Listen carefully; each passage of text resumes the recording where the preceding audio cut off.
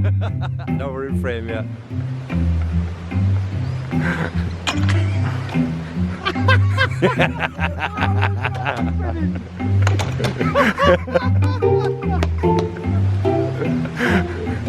Oh, this is going to be the best one yet. My In the Landscape Photographer Profile series is as much about the people as the photographers for me. And one that will stick with me for a very long time is James R.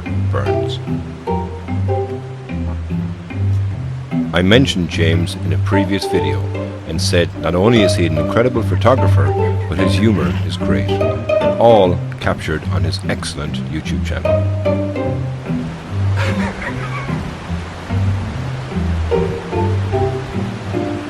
Go on!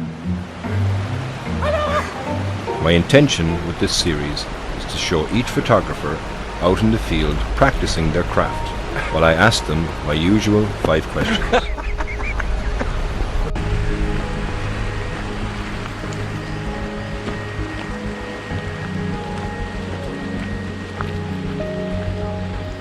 Today, not only was I with a great photographer, but also a filmmaker, so I wanted to do him justice with some buttery B-roll. I had to get serious now and deliver myself on this task. Slow down your walk in there a second, James. I'll try and pan around you, okay? I'm going to go to your right. And up over the ridge.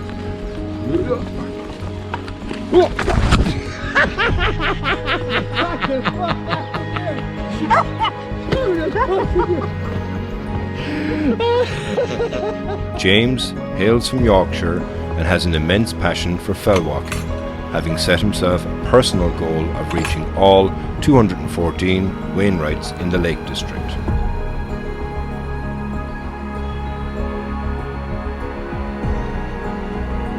Taking his camera with him allows him to share his adventures from his own unique point of view.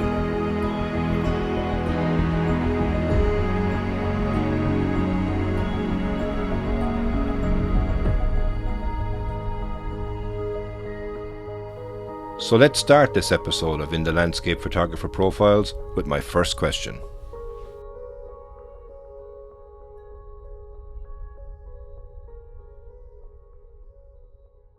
My passion for landscape photography began in 2007, and I've also got a passion for fell walking, predominantly in the Lake District, which is where we are today.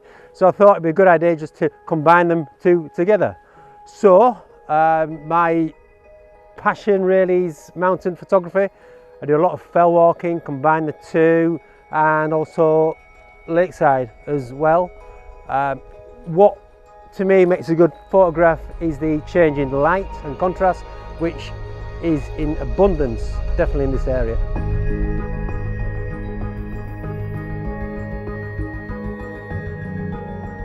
Right, okay, well I use a fairly old camera system. Mine's a Canon 5 Mark III. Very happy. The lenses I predominantly use are the wide angle 16 to 35 f4, a telephoto 72 to 200 f4, and I've also got a prime, a 50mm prime as well. Video camera, I've got a Canon M50. I've just got the EOS M adapter as well, so I can convert that and use the EF series lens on that. And I've also got a Canon G7X as well to help me film B-roll as well. So all Canon for me.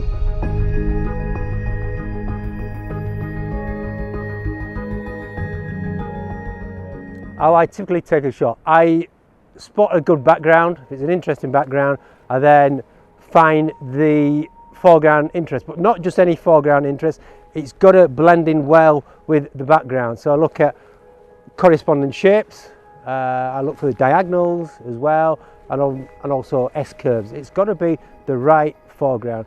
Often I see photographers sticking a foreground interest in the third of the frame. It just doesn't work. It's got to work for me, and I take my time in finding the right foreground interest which complements that background.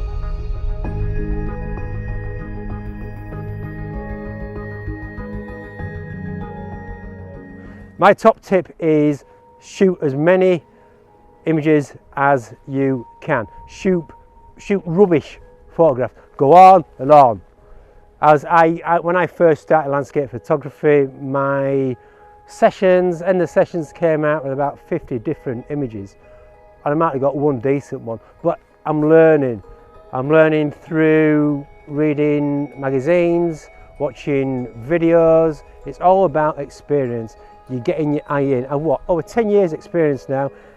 I'd say in the last 2 years I'm eventually getting my eye in on what makes a good composition.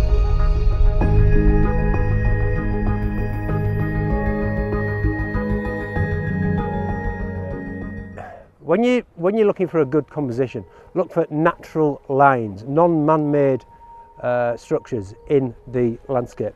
Look at natural curves. Look at the lines on the shoreline, for example, here, and create a journey in your frame. Fill your frame from the start, an S-curve or a diagonal, and correspond it with another diagonal as well. Natural landscapes, all about natural lines for me.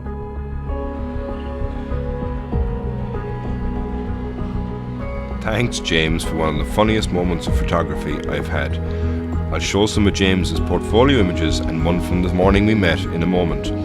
And I do hope everyone enjoyed this episode particularly as much as I did making it. I'll link to James's channel below and all things social. And until the next time, thanks very much and Slán go fóill.